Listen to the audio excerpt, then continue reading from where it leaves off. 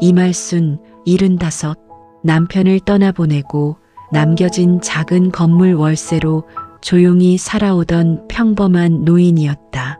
딸과 사위, 손주 얼굴 보는 것만으로도 충분하다고 믿었던 사람.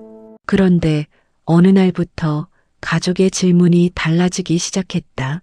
어머니, 오늘 날짜가 기억나세요? 어머니, 이게 뭔지 아세요? 처음엔 나이 탓이라 생각했다. 하지만 소파 틈에서 발견한 서류 한 장이 모든 걸 바꿔놓았다. 후견인 지정 신청서. 그 순간 그녀는 깨달았다. 이 가족은 자신을 늙은 엄마가 아니라 환자로 만들고 있다는 걸. 그날부터 이말수는 결심했다. 살아남기 위해 멀쩡한 자신을 숨기기로 말을 더듬고 날짜를 틀리고 약을 떨어뜨리며 스스로를 치매 환자로 만들어갔다. 그 연기는 무려 6개월 동안 이어졌다. 그 사이 가족의 눈빛은 걱정에서 욕심으로 바뀌었고 통장, 도장, 집 하나씩 그녀의 손을 떠나기 시작했다. 그리고 마침내 사위의 입에서 흘러나온 한마디. 펜션에 하루 재우고 그 순간 그녀는 그다음은 알았다. 끝이야. 이제 연기를 끝낼 시간이라는 걸. 이 이야기는 가족에게 속아 환자가 된 한 노인의 이야기이자 자기 이름을 되찾기 위해 모든 걸 걸었던 한 사람의 반격이다. 그리고 그날 바닷가 외딴 펜션에서 모든 진실이 동시에 켜졌다. 이야기 시작 전에 구독, 좋아요와 함께 어디에서 보고 계신지도 댓글로 남겨주시면 언제나 행운이 함께 하실 거예요. 제 이름은 이말순입니다. 올해 75살입니다. 남편을 떠나보낸 지 7년째입니다. 서울 어딘가의 조용한 주택가에서 남편이 남겨둔 작은 건물 임대 수익으로 소박하게 살고 있었습니다. 월세 통장이 들어올 때면 아, 우리 남편이 죽어서도 나를 챙기는구나라고 느껴졌어요. 그것만으로 충분했습니다. 그것만으로 외로움도 견딜 수 있었습니다. 내 삶은 그렇게 평온했습니다. 목요일마다 교회 가고 일요일마다 딸을 만나고 손주들 얼굴을 볼 때가 가장 행복한 날이었어요. 딸 지연이는 제 외동딸입니다. 그 딸이 예쁜 사위 준호를 데려왔을 때만 해도 저는 이제 우리 지연이도 평생 불안할 일 없겠구나라고만 생각했습니다. 그런데 언제부터였을까요? 세상이 조용히 기울어지기 시작한 게 어느 날부터 사위 준호가 집에 올 때마다 낯선 표정을 짓기 시작했어요. 저는 처음에 그걸 눈여겨보지 않았습니다. 사위니까 조금 어색한 건 당연하다고 생각했거든요. 그런데 그 표정이 자꾸 바뀌기 시작했어요. 처음엔 에이, 괜한 소리라고 웃던 표정이 점점 어머니, 혹시 라면서 시작하는 표정으로 말이에요. 어머니, 요즘 자꾸 잊어버리시는 거 없어요? 그 말은 봄날 오후 제가 삶아둔 계란을 식탁 위에 놓고 나서 나왔습니다. 제가 부엌에 두었던 계란을 어디에 놨는지 일시적으로 헷갈린 거였어요. 70대 노인이라면 다들 하는 짓 아닙니까? 제 친구들도 매일 어제 뭐 했는데 하면서 한참을 생각하잖아요. 저는 웃으면서 대답했습니다. 아이고, 나이 먹으니까 그런가 봐. 어제도 냉장고를 열고서 뭐를 꺼낼 건지를 자꾸 잊어. 그 답변이 실수였습니다. 그날 이후로 사위와 딸은 자주 집에 찾아왔어요. 그리고 자꾸만 제게 묻기 시작했어요. 어머니, 오늘이 몇 월인데 생각나세요? 어머니, 우리 집 가는 길을 기억하세요? 어머니, 아까 뭐 하셨어요? 처음에는 스스로도 답답함을 느꼈어요. 아, 내가 왜 이렇게 답답할까? 하면서요. 그런데 말입니다. 어느 날 아침 제가 우연히 거실 소파 쿠션 틈에서 몇 장의 서류를 보았습니다. 후견인 지정 신청서, 피성년 후견 실행 신청 서식, 의료 동의서. 그 종이들을 보는 순간 모든 게 명확해졌어요. 그들이 왜 자꾸만 제 기억을 테스트했는지, 왜 자꾸만 내가 뭘 했는지를 물었는지, 왜 자꾸만 내가 실수를 하도록 자극하고 그걸 적어두는 건지. 이 가족들은 나를 환자로 만들고 있었던 겁니다. 후견인이 되면 어떻게 되는가? 저는 그날 밤 몰래 컴퓨터를 켜서 검색했어요. 그 결과는 가혹했습니다. 후견인이 되면 그 사람의 모든 재산을 관리할 수 있어요. 통장, 도장, 부동산까지. 그리고 정말 무서운 부분은 진단서만 있으면 끝이라는 거였어요. 치매 진단서 하나면 모든 게 끝난다는 뜻이었어요. 저는 그 밤을 새웠습니다. 손이 떨렸어요. 제 딸이 나를 환자로 만들려고 한다는 게 이해가 안 됐거든요. 얼마나 절망적이어야 자기 엄마를 그렇게 계획할까요? 얼마나 돈이 급했을까요? 아침이 밝았어요. 저는 거울을 봤습니다. 거울 속의 내 얼굴은 여전히 온전했어요. 눈도 또렷하고 손도 떨지 않았고 머릿속도 맑았어요. 의사가 된 것도 아니고 판사가 된 것도 아닌 그저 평범한 아주머니였어요. 하지만 그 순간 저는 결정했습니다. 내가 지금부터 정상으로 살기를 포기해야겠다. 살아남기 위해서.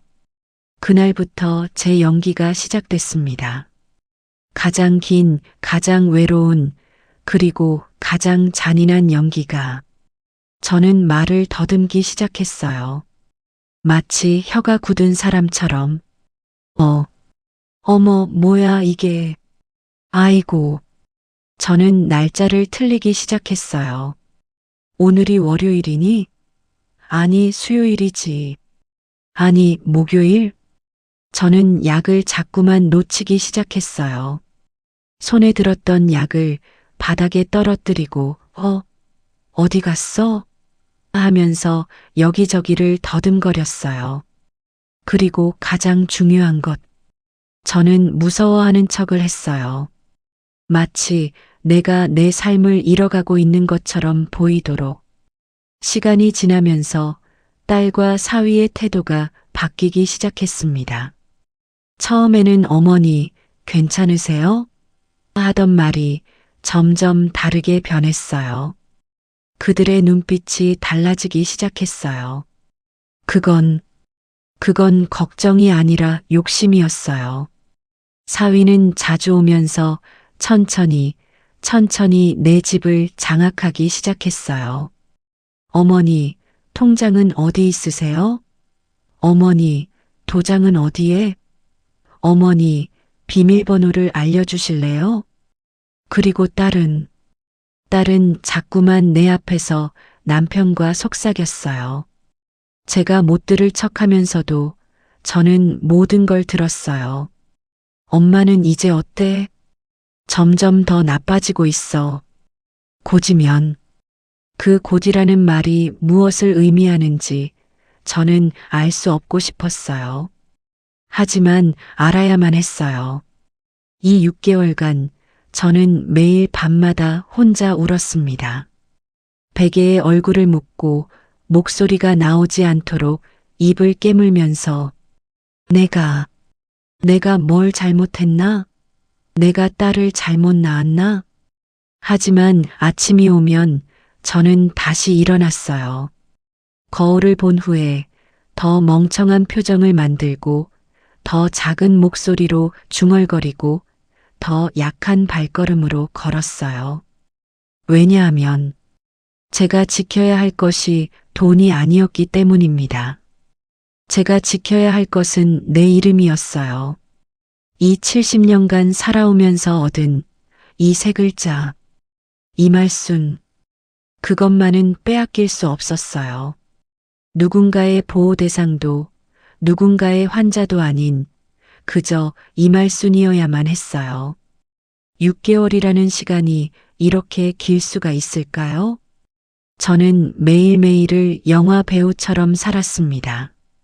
아침에 눈을 떴을 때부터 밤에 침대에 누울 때까지 단 한순간도 이말순이 아닌 치매 환자 이말순이었어요. 그것을 흉내라고 부르기도 민망한 완벽한 연기였습니다. 처음 일주일은 힘들었어요. 의도적으로 무언가를 잘못하는 것만큼 어색한 일이 또 있을까요? 손에 든 약을 떨어뜨릴 때 저는 화면 너머의 누군가에게 비명을 지르고 싶었어요. 이건 진짜가 아니야. 내가 멀쩡해. 하지만 딸의 얼굴을 볼 때마다, 사위의 눈빛을 볼 때마다 저는 그 목소리를 다시 삼켰어요. 2주차가 되면서부터 저는 상황 배우가 됐어요. 딸이 오는 요일, 사위가 방문하는 패턴, 그들이 어떤 말을 할 때 내가 반응해야 하는지를 계산하기 시작했거든요. 그들이 원하는 건 뭐였을까요? 엄마가 점점 나빠지고 있다는 증거였어요. 그래서 저는 그걸 제공했어요. 일부러 말을 더듬고, 일부러 날짜를 틀리고, 일부러 밥을 먹다가 내가 이미 먹었나? 라고 하기도 했어요. 한 달쯤 지났을 때 정말 무서운 일이 일어났어요. 저는 진짜로 잠깐 뭔가를 잊어버리는 것 같은 기분이 들기 시작했어요. 그건 연기가 아니라 진짜 불안감이었어요. 내가 진짜로 망가지는 건 아닐까? 하는 공포요. 심리학자들이 그걸 뭐라고 부르는지 몰랐지만 저는 그것이 연기와 현실의 경계라는 걸 알았어요. 너무 오래 연기하면 진짜가 되어버린다는 거요. 그래서 저는 밤마다 스스로에게 중얼거렸어요. 이말순, 넌 멀쩡해. 넌 이 집의 주인이고, 이 건물의 주인이고, 이 통장의 주인이야. 넌 잊어버린 게 아니라 숨기고 있는 거야. 숨겨야 하는 거야. 그렇게 자신을 정신 차리게 하면서 저는 생존 모드로 들어갔어요. 3개월쯤 지났을 때 사위의 행동이 노골적으로 바뀌기 시작했어요. 처음에는 어머니, 이것 좀 봐주세요 하면서 상냥하게 다가왔던 사위가 이제는 여긴 어머니가 맡으실 수 없으니까 하며 직접 통장을 꺼내가기 시작한 거예요. 어머니, 계좌번호가 뭐예요? 어머니, 비밀번호 어디에 적어두셨어요? 어머니, 도장은 요리 어디에? 저는 마치 진짜 치매 환자인 것처럼 손가락으로 이리저리 가리키면서 말했어요. 어디 있었지? 아이고, 나도 모르겠어. 그런데 저는 알고 있었어요. 도장은 거실 책장 위, 내가 닿을 수 없는 높이에 숨겨두었어요. 통장은 부엌 냉장고 뒤, 외벽과 냉장고 사이에 OCM 틈에 숨겨두었어요. 비밀번호는 내 머릿속에만 있었어요. 종이에 적어둔 것도 없고 그 누구에게도 말한 적도 없었어요. 이게 생존 본능이었어요. 4개월째 여름이 왔을 때 딸이 처음으로 눈물을 흘렸습니다. 엄마가 정말 많이 나빠졌어. 그 말을 들으면서 저도 함께 눈물을 흘렸어요. 하지만 그건 응하는 눈물이었어요. 딸이 원하는 반응을 하기 위한 거였어요. 우리 딸, 걱정하지 마. 나는 괜찮아. 그 말을 하면서도 저는 생각했어요. 이 연기가 언제까지 계속될까? 이 지옥이 언제까지 계속될까? 그런데 5개월째 어느 날 정말로 기적 같은 일이 일어났어요. 사위가 저도 모르게 중얼거렸거든요. 후견인만 되면 다 내 거야. 그 건물값도 내 거고, 월세도 내 거고, 다 내 거야. 그리고 거의 같은 시간 딸의 목소리도 들렸어요. 엄마 약에 수면제 넣으면 어떨까? 그럼 빨리. 저는 그 말들을 들으면서 처음으로 확신을 얻었어요. 나는 내가 맞다. 이 두 사람은 정말로 나를 빼앗으려고 한다. 그리고 이제 내가 움직일 시간이 되었다는 것을 6개월 동안 제가 한 일은 단순히 치매 흉내를 내는 것이 아니었어요. 저는 동시에 하나하나 준비하고 있었거든요. 그들이 제 집에 올 때마다 저는 쓰레기통을 뒤졌어요. 영수증을 모았어요. 공증 사무소 영수증, 병원 진단서, 그리고 그들이 주고받은 메시지들. 밤마다 저는 문서를 찍어두었어요. 휴대폰 카메라로. 모든 게 목표는 같았어요. 내 이름을 돌려받기. 이 6개월간의 연기는 가장 잔인한 연기였습니다. 내가 나를 배신하는 것 같으면서도 나를 지키는 유일한 방법이었거든요. 5월 어느 오후였어요. 사위 준호가 집에 와 있었던 날이었습니다. 저는 거실에서 텔레비전을 보는 척하고 있었어요. 실제로는 그들이 어디에서 뭘 하는지를 듣고 있었지만요. 부엌과 안방을 오가면서 자꾸만 속삭이는 그들의 목소리를 말입니다. 이번 주 목요일에 공증 사무소 가기로 했잖아. 그러고 나서 바로 요양원 입소 서류 떼는 거고. 저는 가만히 앉아서 그들을 듣고만 있었어요. 그리고 사위가 집을 나갈 때 무언가 떨어지는 소리가 났어요. 딱 하고 바닥에 떨어지는 종이 소리. 저는 조금 기다렸어요. 사위가 돌아와서 줍지는 않을까, 아니면 딸이 줍지는 않을까 하면서. 하지만 아무도 내려다보지 않았어요. 아마 그들은 그것이 떨어졌다는 것도 모르고 있던 것 같았어요. 사위가 나간 후 딸도 나갔어요. 저는 잠시 기다렸다가 마치 일상처럼 일어나 앉았어요. 지팡이를 짚고 천천히 거실 모퉁이로 향했어요. 거기에 하나의 영수증이 떨어져 있었어요. 아, 그것은 우연이 아니었어요. 그것은 내 인생이 구원받는 그 순간이었어요. 영수증의 글씨를 읽으면서 저는 손이 떨렸습니다. 공증 사무소 마이너스 서울시 강남구. 후견인 지정 신청 서류 작성비. 피성년 후견 등기 신청 위임장. 재산 처분 동의 위임장. 수수료 45만 원. 이 45만 원이 내 인생을 팔아버리려던 사람들이 낸 돈이었어요. 저는 그 영수증을 들었어요. 손가락으로 찢어버리고 싶었어요. 하지만 아니었어요. 저는 그것을 조심스럽게 주머니에 넣었어요. 이것이 무엇인지 알았거든요. 이것은 증거였어요. 그 밤 저는 처음으로 누군가에게 전화를 걸 용기를 내었어요.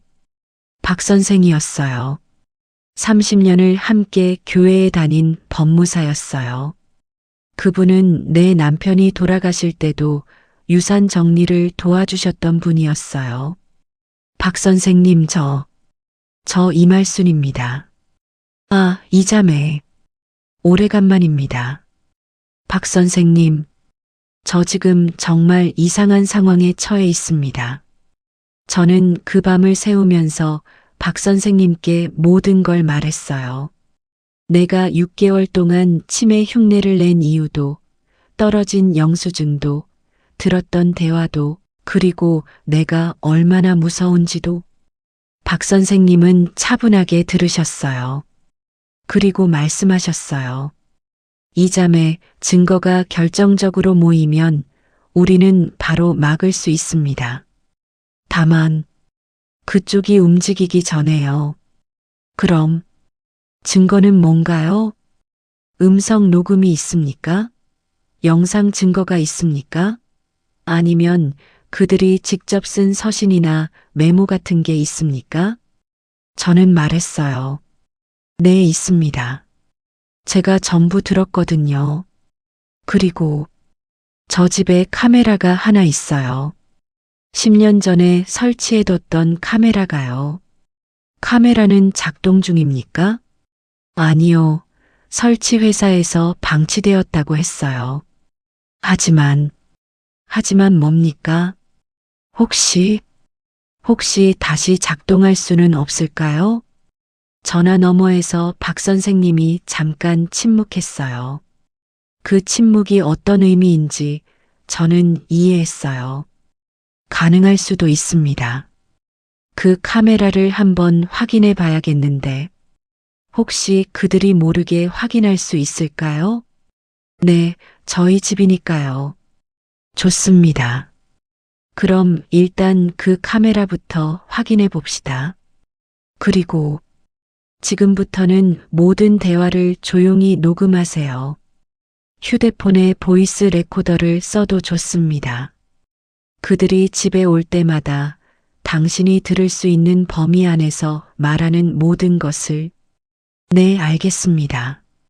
박 선생님, 뭡니까? 감사합니다. 정말 감사합니다. 전화를 끊은 후 저는 거실 천장을 바라봤어요. 천장 모퉁이에는 정말로 작은 카메라가 있었어요. 10년 동안 누구의 관심도 받지 못한 채 매달려만 있던 카메라가. 너 다시 깨어날 수 있을까? 그 카메라를 보면서 저는 처음으로 희망을 느꼈어요. 아, 세상에는 정말 신기한 일들이 있습니다. 10년 동안 이 집에 매달려 있던 그 작은 카메라는 보안회사에서 저장 장치가 망가졌다며 내 남편에게 장황하게 설명했던 장비였어요. 남편이 생전에 남겨둔 영수증을 찾아보니 그들은 저희 부부에게 이 카메라는 이제 쓸 수 없습니다라고 분명히 말했었거든요. 그런데 내가 모르는 사이에 세상은 너무나 많이 바뀌었더라고요. 저는 그걸 박 선생님을 통해 알게 됐어요. 박 선생님이 집에 오신 건 수요일 오후였어요. 사위가 일하고 난 후 딸이 나간 후였어요. 완벽한 타이밍이었어요. 이 자매, 이 카메라를 보세요. 저장 장치만 없는 거지 카메라 자체는 완벽합니다. 박 선생님은 천장 위로 사다리를 짚고 올라가셨어요. 제 나이 또래의 남자분이 사다리 위에서 그 조그만한 카메라를 들었어요. 그리고 웃으셨어요. 이것을 한번 고쳐봅시다. 그로부터 3일 뒤 박 선생님은 새로운 저장 장치를 갖고 다시 오셨어요. 요즘 세상에는 정말 신기한 기술이 많다고 말씀하셨어요. 클라우드라는 무언가가 있어서 카메라가 찍은 것이 자동으로 어딘가 저장된다고. 저는 그 말이 반 정도만 이해했지만 중요한 건 하나였어요. 박 선생님, 이 카메라가 이제 작동한다는 뜻입니까? 네, 이제부터 이 집에서 일어나는 모든 것이 저장됩니다. 저는 눈물이 나올 뻔했어요. 하지만 모든 게 그렇게 단순하지는 않았어요. 이 자매, 우리가 조심해야 할 부분이 있습니다. 박 선생님이 말씀했어요. 이 카메라가 저장한 영상이 법적인 증거가 되려면 그들이 불법적인 행동을 하는 장면이 기록되어야 합니다. 단순히 돈을 요구하는 것만으로는 부족합니다. 우리는 이들이 협박을 하는 모습, 공증서를 위조하는 모습 혹은 직접적인 유기 행위를 포착해야 합니다. 그럼 얼마나 더 기다려야 합니까? 그들이 움직일 때까지요. 우리는 그들이 결정적인 실수를 하기를 기다려야 합니다. 그로부터 또 한 달이 지났어요. 그 한 달이 그야말로 지옥이었어요. 저는 이제 카메라가 켜져 있다는 걸 알았어요. 그러니까 저는 더욱 철저하게 치매 환자가 되어야 했어요. 카메라가 보면서도 내가 멀쩡한 척하는 게 들키면 안 되니까요. 그 대신 저는 사위와 딸이 집에 올 때마다 실수를 연기했어요. 또 밥을 했어? 어디가 어디예요?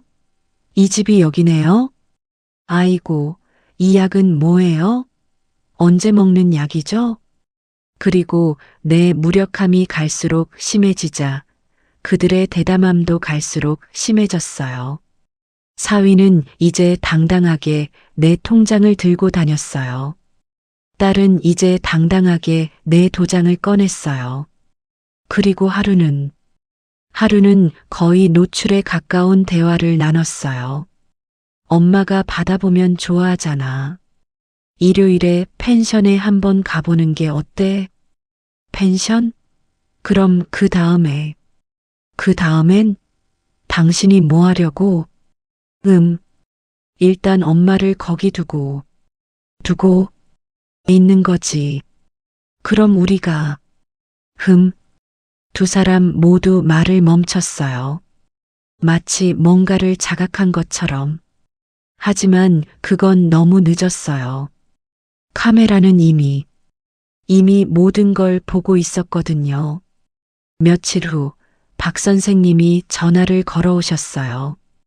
이자매, 이제 준비가 됐습니다. 그들이 행동을 할 때까지 조금만 더 기다립시다. 그 순간이 오면 우리가 움직일 겁니다. 박 선생님, 정말로 저를 도와주실 겁니까? 당연하지요. 그것이 법의 역할이니까요. 그 말을 들으면서 저는 처음으로 생존을 위해가 아니라 승리를 위해 준비하는 마음을 갖게 되었어요. 내 이름을 되찾기 위해서. 사람의 욕심이란 정말 신기한 것입니다. 처음에는 조심스럽고, 두 번째는 조금 더 당당하고, 세 번째가 되면 거의 경솔해져요. 그것을 보면서 저는 이게 바로 인간의 본성이구나라고 느꼈어요.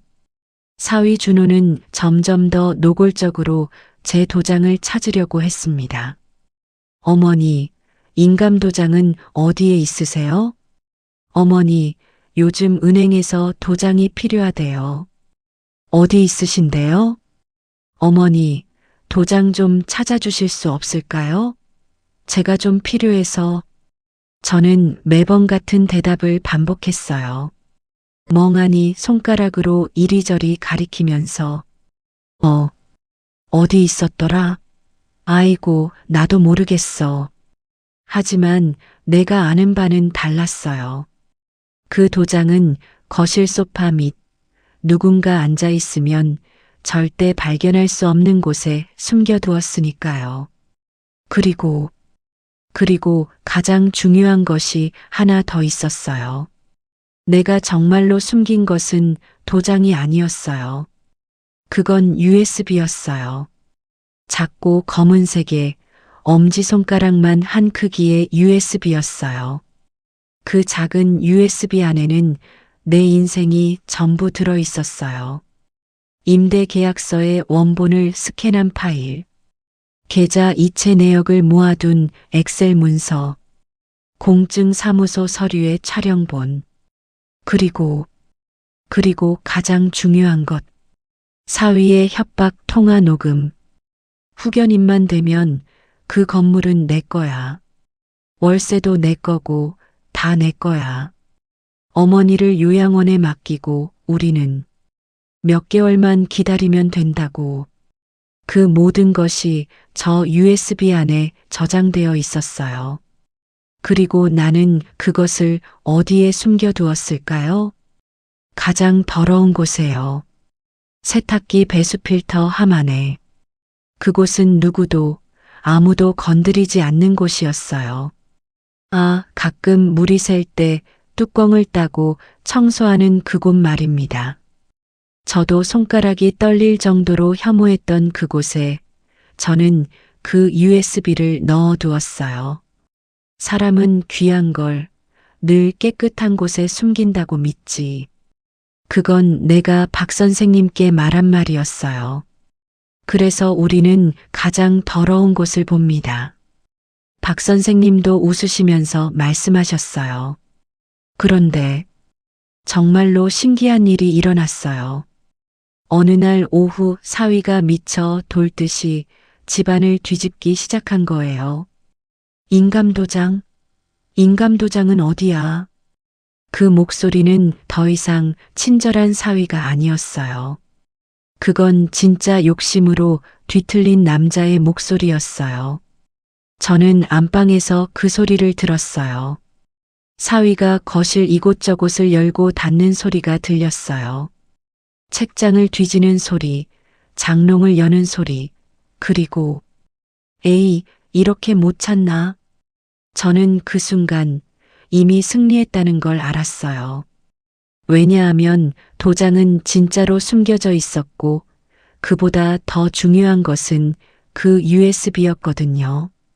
그리고 그 USB가 있는 한 내 패배는 없었어요. 몇 분 후 사위가 내 방으로 들어왔어요. 얼굴이 붉어져 있었어요. 어머니, 도장은 대체 어디에 있어요? 저는 천천히 고개를 들었어요. 내 할 일은 정해져 있었어요. 어디? 도장이? 뭐지? 도장이 뭐라니?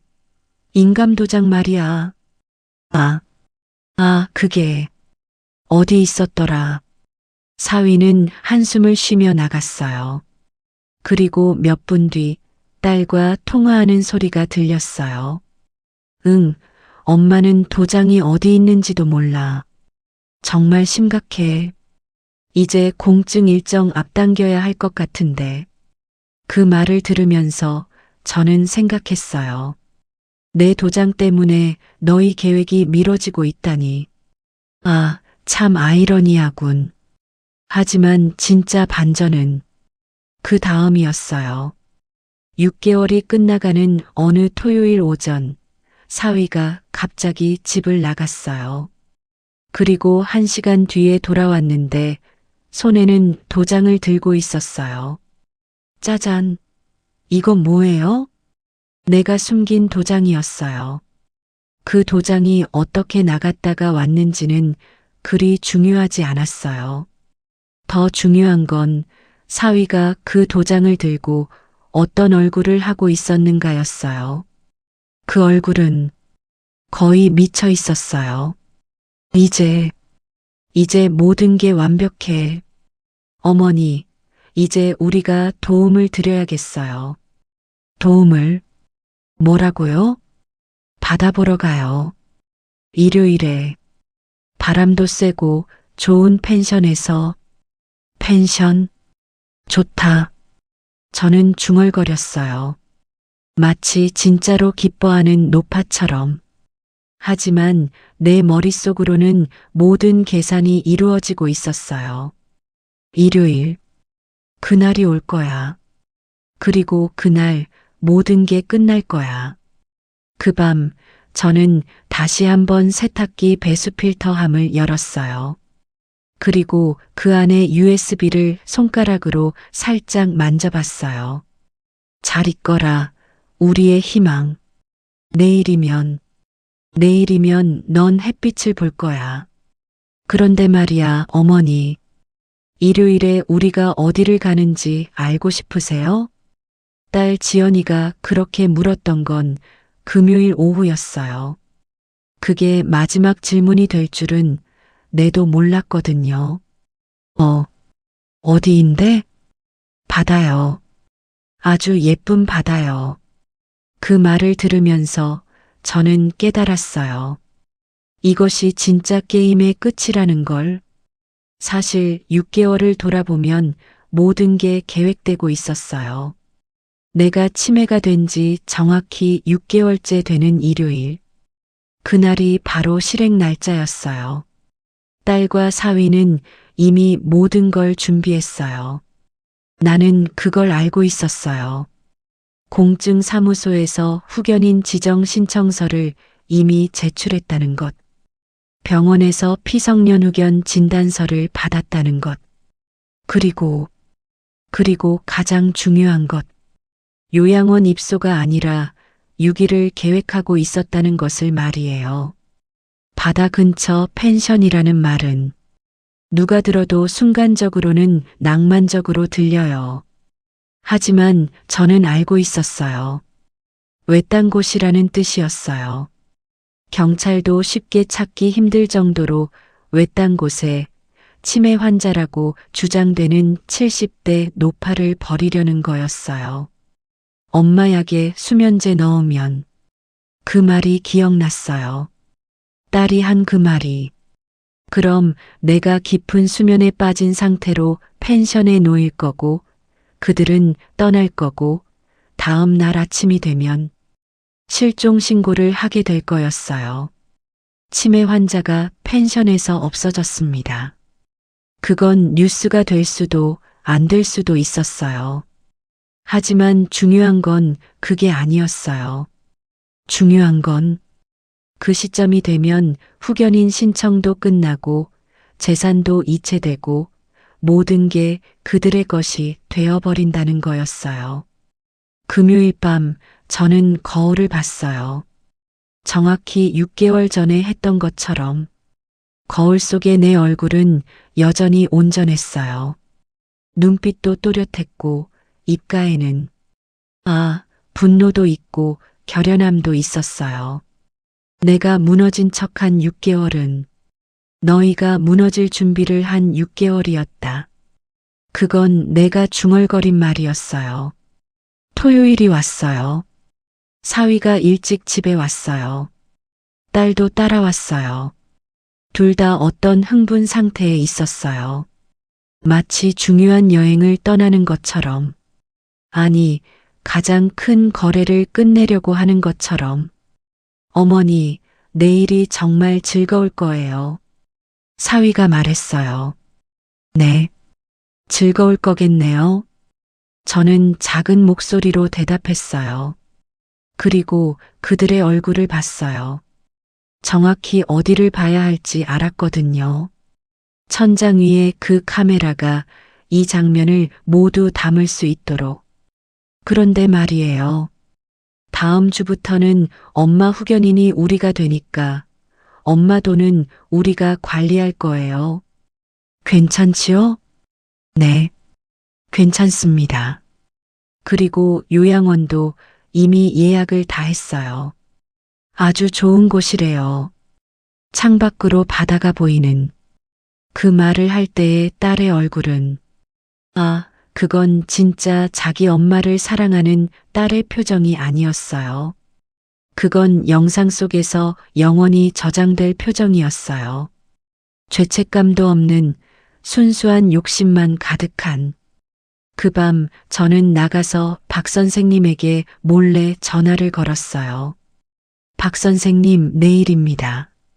내일이 그날인 것 같습니다. 확실합니까? 네, 바다 근처 펜션이라고 합니다. 그리고 수면제 얘기도 다시 나왔습니다. 전화 너머에서 박 선생님이 한숨을 쉬셨어요. 알았습니다.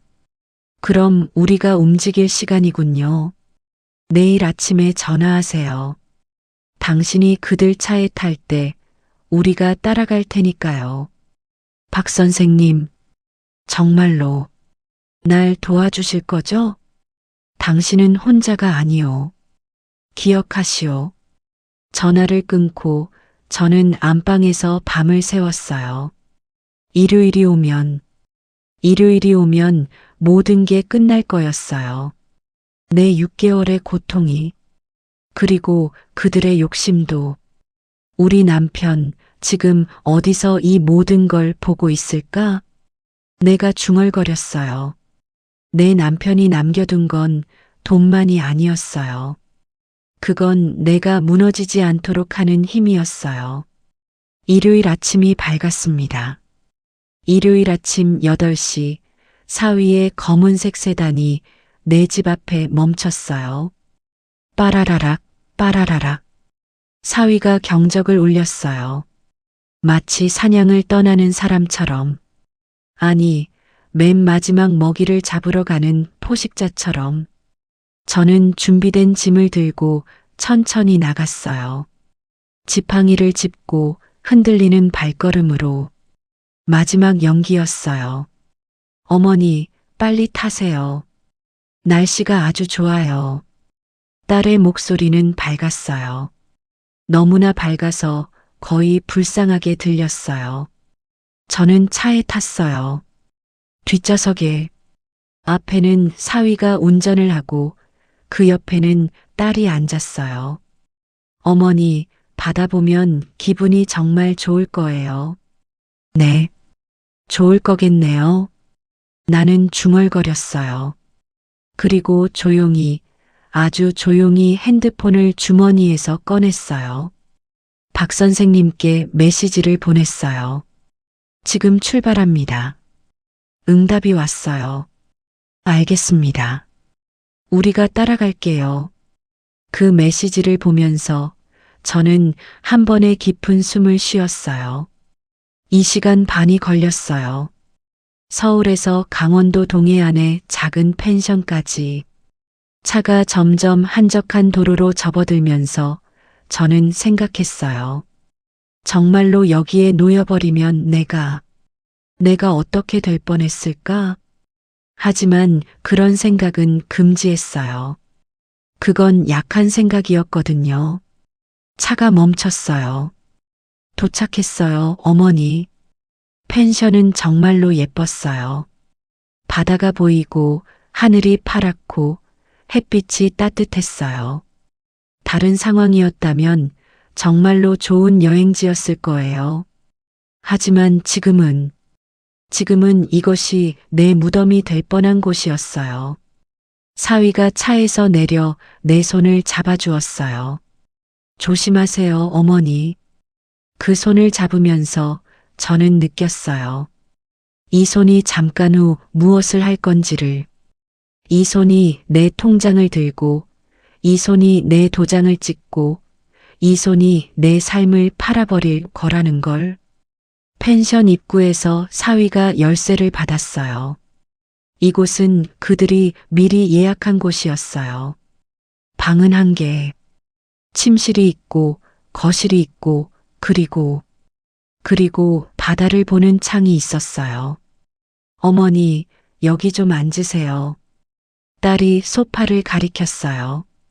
저는 천천히 앉았어요. 그리고 그 순간 전체 상황을 파악했어요. 사위는 펜션의 뒤쪽으로 가 있었고 딸은 내 핸드백을 들고 있었어요. 어머니, 약 먹을 시간이야. 약. 맞다. 여기. 딸이 물컵을 내밀었어요. 그 안에는 내가 이미 알고 있던 약이 들어 있었어요. 하지만 나는 먹지 않았어요. 대신 나는 손을 떨리게 만들었어요. 정말로 치매 환자처럼. 어려워. 엄마, 그냥 먹어. 좋은 약이야. 그 순간 어떤 결정이 더 이상 지연될 수 없다는 걸 알았어요. 나는 약을 바닥에 엎질렀어요. 의도적으로. 약이. 딸이 벌떡 일어났어요. 그리고 그 순간 나는 일어섰어요. 정상 목소리로. 준호야, 내 차 트렁크 안에 내가 숨긴 서류 있잖아. 나 이미 다 복사해뒀어. 딸의 얼굴이 창백해졌어요. 뭐야? 6개월이야. 나는 6개월을 치매인 척했다. 그리고 그동안 너희가 한 모든 말, 모든 행동, 모든 계획을 다 기록했다. 펜션에 불이 켜졌어요. 벽에 스위치를 통해. 그리고 안쪽 방에서 박 선생님이 나왔어요. 그 뒤로는 경찰이 따라왔어요. 2명의 경찰관이었어요. 사위는 그 모습을 보고 얼어붙었어요. 이게 함정이야? 박 선생님이 노트북을 들고 나왔어요. 그리고 그것을 켜서 화면을 보였어요. 모니터에 보이는 것은 우리 집의 CCTV 영상이었어요. 10년 동안 죽어 있다고 생각했던 그 카메라가 찍은 영상이었어요. 첫 번째 클립. 사위가 거실에서 중얼거리는 장면. 후견인만 되면 그 건물은 내 거야. 월세도 내 거고 다 내 거야. 두 번째 클립. 딸이 사위에게 속삭이는 장면. 엄마 약에 수면제 넣으면 어떨까? 그럼 빨리. 세 번째 클립. 사위가 통화하면서 말하는 장면. 바닷가 펜션에 하루 재워. 다음날 실종 신고하면 끝. 모든 게 기록되어 있었어요. 사위는 무릎을 꿇었어요. 진짜로. 제발 이 얘기를 알리지 말아주세요. 침묵권이 있으니까 그 이후의 말은 경찰분들한테 하시죠. 박 선생님이 차분하게 말씀했어요. 딸은 울었어요. 진짜로 울었어요. 하지만 그건 죄책감의 눈물이 아니라 모든 게 끝났다는 걸 아는 절망의 눈물이었어요. 나는 그들을 바라봤어요. 한때 내 피를 나눈 사람들을 바라봤어요. 그리고 아무것도 느껴지지 않았어요. 복수감도, 분노도, 연민도. 그냥 피로만 남았어요. 6개월의 끝없는 피로가. 사건은 동시에 진행됐어요. 형사 사건으로는 유기미수죄, 사문서작성죄, 사기죄. 민사 사건으로는 가압류, 후견인 지정 취소, 재산 반환. 제 나이에 이렇게 법원에 많이 다닐 줄은 몰랐어요. 첫 번째 재판에서 검사가 물었어요. 피해자께서 이 6개월간 정말로 치매인 척 하셨다는 것을 우리에게 증명할 수 있으실까요? 저는 답했어요. 네, 할 수 있습니다. 제가 일기장을 남겨뒀거든요. 저는 6개월 동안 매일 밤마다 노트에 그날의 계획과 결과를 적어두었어요. 정신 건강을 위해서도, 하지만 증거를 위해서도. 6월 3일 오늘은 약을 떨어뜨렸다. 사위가 정확히 3초 동안 화를 냈다가 웃었다. 그들의 패턴이 바뀌고 있다. 7월 15일 딸이 엄마 약에 수면제라고 말했다. 이제 우리가 알아야 할 건 언제인가다. 8월 21일 구형 CCTV가 다시 작동했다. 박 선생님이 저장 장치를 교체했다. 이제부터 모든 게 기록된다. 법원은 이 모든 걸 받아들였어요. 판사는 말했어요. 피고인들은 명백히 계획적으로 피해자의 재산을 착취하려고 했으며 나아가 피해자를 유기하려는 의도까지 있었다. 이는 매우 악질적인 범죄이다. 3개월 뒤 판결이 나왔어요.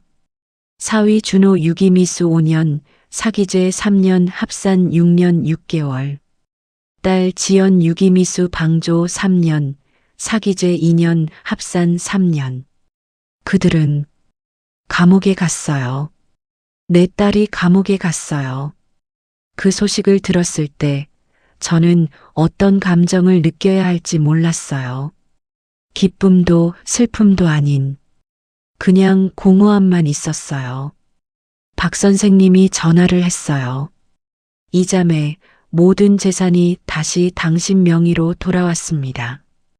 건물도, 통장도, 도장도 모두. 네, 감사합니다. 그리고 당신의 후견인 신청은 당연히 취소되었습니다. 당신은 법적으로 완전히 자유인입니다. 네, 법적으로 자유인이라는 말. 그걸 들으면서 저는 처음으로 실제로 자유롭다는 걸 느꼈어요. 하지만 그건 행복한 자유가 아니었어요. 그건 상처 입은 자유였어요. 집에 돌아왔을 때 가장 먼저 한 일은 명예 변경이었어요. 계좌 명의를 다시 확인했어요. 도장이 내 손에 있다는 걸 다시 한번 확인했어요. 비밀번호를 모두 바꿨어요. 그리고 거실에 가족 사진을 내렸어요. 남편 사진도, 딸 사진도, 손주들 사진도 다 내렸어요. 그 벽이 텅 비었을 때 저는 울었어요. 처음이자 마지막으로 진짜 눈물을 흘렸어요. 1개월이 지났어요. 2개월이 지났어요. 그 시간이 차곡차곡 쌓이면서 저는 천천히 다시 살아가기 시작했어요. 하지만 집에만 있으면 안 됐어요. 이 집은 너무 많은 기억이 있었거든요. 그래서 저는 결정했어요. 내가 뭘 좋아했더라? 내가 정말 좋아하던 게 뭘까? 남편이 살아있을 때 저는 반찬을 담는 걸 좋아했어요. 음식을 하는 게 좋아서 남편과 함께 밥을 먹는 그 시간이 가장 행복했어요. 그래서 저는 간판을 달았어요. 아주 작은 골목에 한 칸짜리 가게를 얻어서 가게 이름은 그냥 이말순이었어요. 남편 성도 아니고 딸 성도 아닌 그냥 내 이름 3글자 이말순. 그 가게에서 나는 국밥을 팔았어요. 간단한 국밥과 반찬들. 가게를 열고 처음 손님이 왔을 때 저는 뭔가 울컥한 기분이 들었어요. 어서 오세요. 그 인사가 내가 처음으로 하는 나답지 않은 인사였어요. 단순한 인사가 아니라 나 자신으로서의 인사였어요. 사람들이 왔어요. 처음엔 적었지만 점점 많아졌어요. 할머니, 이 국밥 정말 맛있어요. 언제부터 하셨어요? 아, 최근에 시작했어요. 오래되지 않았지만 정성은 들었어요. 정성이 느껴져요. 정말. 그런 말을 들을 때마다 저는 느꼈어요. 아, 이게 나구나. 재판이 있던 1년 뒤, 저는 가게를 정리하고 신문을 봤어요. 전직 초등학교 교장 사위, 사기죄로 4년 복역. 외동딸, 한부모 가정될 예정. 손자가 어떻게 될지에 대한 기사도 나왔어요. 저는 손주를 보고 싶었어요. 하지만 그건 할 수 없는 일이었어요.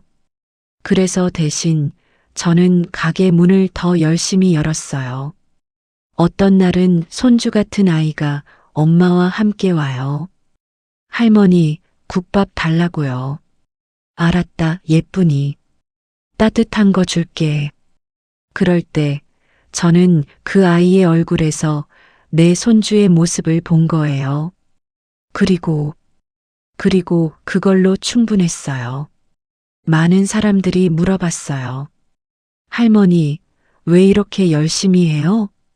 왜냐하면 이게 내 이름이니까요. 이름이라니요?